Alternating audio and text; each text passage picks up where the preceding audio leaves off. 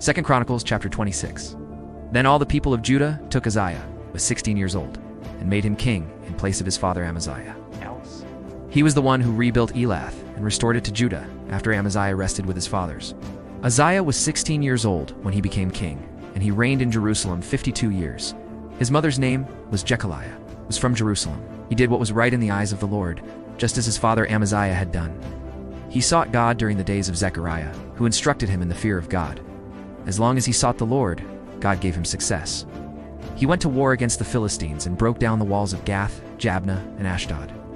He then rebuilt towns near Ashdod and elsewhere among the Philistines. God helped him against the Philistines and against the Arabs who lived in Gur Baal and against the Meunites. The Ammonites brought tribute to Uzziah, and his fame spread as far as the border of Egypt because he had become very powerful.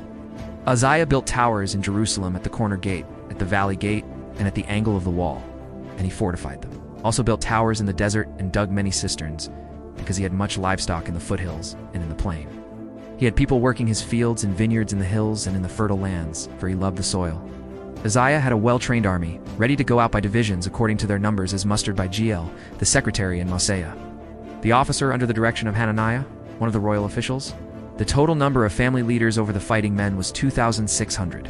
Under their command was an army of 307,500 men trained for war, a powerful force to support the king against his enemies. Uzziah provided shields, spears, helmets, coats of armor, bows, and slingstones for the entire army.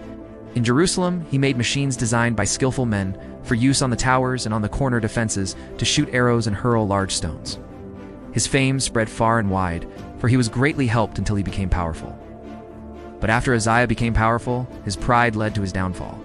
He was unfaithful to the Lord his God and entered the temple of the Lord to burn incense on the altar of incense. Azariah the priest, with 80 other courageous priests of the Lord, followed him in. They confronted him and said, "It is not right for you, Uzziah, to burn incense to the Lord. That is for the priests, the descendants of Aaron, who have been consecrated to burn incense. Leave the sanctuary, for you have been unfaithful, and you will not be honored by the Lord God." Uzziah, who had a censer in his hand ready to burn incense, became angry. While he was raging at the priests in their presence before the incense altar in the Lord's temple, leprosy broke out on his forehead. When Azariah, the chief priest, and all the other priests looked at him, they saw that he had leprosy on his forehead, so they hurried him out. Indeed, he himself was eager to leave because the Lord had afflicted him. King Uzziah had leprosy until the day he died. He lived in a separate house leprous and excluded from the temple of the Lord. Jotham his son had charge of the palace and governed the people of the land. The other events of Uzziah's reign, from beginning to end, are recorded by the prophet Isaiah, son of Amos. Uzziah rested with his fathers and was buried near them in a field for burial that belonged to the kings. 4 people said he had leprosy, and Jotham his son succeeded him as king.